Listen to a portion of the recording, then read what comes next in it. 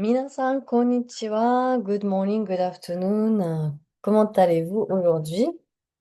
Aujourd'hui, je viens faire un petit live sur un sujet qui me paraît super important, surtout que j'ai découvert, je me rappelais pas qu'on démarre là, on est dans le Mental Health Awareness Month, donc c'est le mois pour la santé mentale, donc je me suis dit que ce sujet serait peut-être bien opportun pour, euh, pour aller mieux et pour se détendre un peu et pour se lâcher un peu la grappe. Et c'est un conseil hyper simple que je voudrais te donner, surtout quand tu es dans une sorte d'impasse, ou tu as l'impression en tout cas d'être dans une impasse, que tu as plein de choses qui te tombent dessus, euh, tu vois pas le bout du tunnel, ou que tu es en pleine transition, tu changes de job, ou tu as changé de pays, ou voilà, et tu sais pas comment tu vas t'en sortir. Ou que tu apprends une mauvaise nouvelle. Voilà. C'est là dernièrement, par exemple, au Japon, en ce moment, avec la nouvelle ministre, sans faire de la politique, il y a pas mal de choses qui changent. Les réglementations pour renouveler le visa, pour avoir la carte de résident, etc. Il y a pas mal de choses qui changent et qui causent pas mal de stress auprès des étrangers, puisque ça devient beaucoup plus rigide. Et donc, on est dans une incertitude. Comme tout changement, comme toute situation de transition, on est toujours face à ce qu'on bah, face à ce qu'on appelle l'incertitude. Et donc, c'est un peu ce gris, quoi. C'est ni blanc ou noir, mais c'est gris. C'est-à-dire qu'on est dans le flou, on est comme dans un nuage, on ne sait pas où on va, on ne sait pas où, de quoi il fait demain, on sait, voilà. Et donc forcément, ça cause du stress. Donc je pense que la première étape déjà, c'est de se dire, bah, c'est normal que je sois stressée en ce moment. Voilà. C'est de pas juger son stress, de se dire, c'est normal. Je suis dans une situation de transition et toute transition veut dire, est synonyme souvent de stress. N'hésitez pas à me dire si vous m'entendez ou pas, parce que je ne vois pas du tout les commentaires, donc je sais pas. Euh, et donc, en tout cas, moi, ce qui m'aide beaucoup, et je vais vous donner rapidement tout de suite après un exemple, mais euh, concret de ce qui m'est arrivé. Mais moi, ce qui m'aide beaucoup dans ces moments-là, c'est de me poser la question, et si, mais pas se dire et si ça allait tourner au cauchemar, non, mais le contraire, la question contraire qui est pas naturel, certes, mais de se dire et si tout allait se résoudre? Et si tout allait bien se passer? Je sais que ça paraît tout bête, tout con, mais ça marche. En fait, parce que notre cerveau, naturellement, il va vers le worst case scenario. Donc, et si ça tournait à la catastrophe? Et si je devais partir du Japon? Et si voilà, ça allait être hyper compliqué, que voilà. Forcément, notre cerveau, il va vers le scénario catastrophique, mais là, ça demande une gymnastique de tourner la question et de se dire, et si ça allait pas être si catastrophique que ça? Et si la réglementation va changer? Et si, je sais pas moi, on ne sait pas de quoi est fait demain.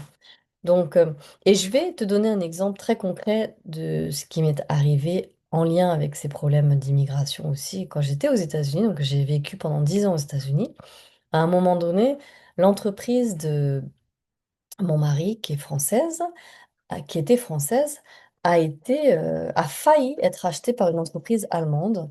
Et du coup, à ce moment-là, tous les visas français, tous les employés français qui avaient un visa français aux États-Unis étaient en danger puisque du coup, il était question de révoquer tout ça.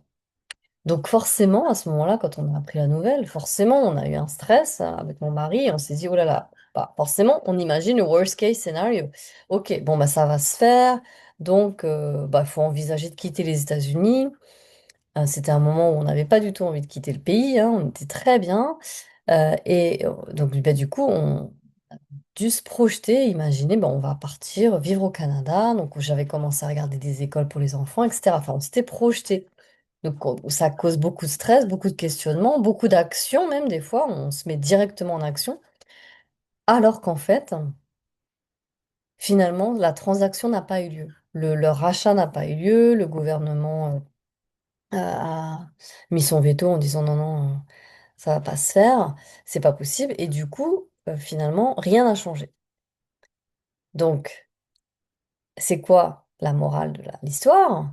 C'est que ça sert parfois, souvent, la plupart du temps, ça sert à rien de se faire un sang d'encre parce que le worst case scénario n'arrive pas. Et même s'il était arrivé, euh, il y a des solutions. En fait, on est bien plus fort que ce qu'on ne pense, on est bien plus résilient que ce qu'on ne pense, et on est bien plus créatif, imaginatif, et on trouve toujours la lumière au bout du tunnel, en fait. Donc, je pense qu'il y a, je pense, trois choses clés que je voudrais partager avec toi. C'est que quand tu es dans une situation d'incertitude, de stress, etc., où tu apprends une mauvaise nouvelle, premièrement, c'est de se dire, c'est OK que je sois stressée, là, premièrement, c'est OK de ressentir toutes ces émotions sans les juger parce que je suis dans une nébuleuse, là, je ne vois pas où je vais. Deuxième, c'est de se dire, et si? La question, et si tout allait bien se passer? Et si demain, comme je ne sais pas de quoi est fait demain, et si demain tout allait s'arranger? Et puis la troisième, c'est de se dire, ben en fait, je suis bien plus résiliente que ce que je ne pense. Donc dans tous les cas, même si ce worst case scénario arrive, je trouverai toujours une solution, quoi. Il y a toujours une solution à chaque problème. Donc, voilà, j'espère que ce message peut-être arrive ou arrivera au moment où tu en as le plus besoin. Si c'est pas le cas, ben, peut-être qu'il te servira pour plus tard. Et en tout cas, je te souhaite beaucoup de courage, quoi que tu traverses, beaucoup de compassion pour toi-même aussi. N'oublie pas, dans ces moments difficiles, c'est aussi hyper important de continuer à faire ce qui te nourrit. Que ce soit aller voir le coucher de soleil, si ça te fait plaisir, aller courir, aller prendre un café avec une copine, aller passer un coup de fil à ta meilleure amie. Voilà. N'oublie pas de garder aussi dans ton agenda, sans forcément le noter, mais au moins te dire, je vais au moins faire quelque chose, une chose qui me fait plaisir aujourd'hui, quoi. Voilà. Je te souhaite une excellente journée après-midi. Matane, sayonara, bye bye. Bye bye.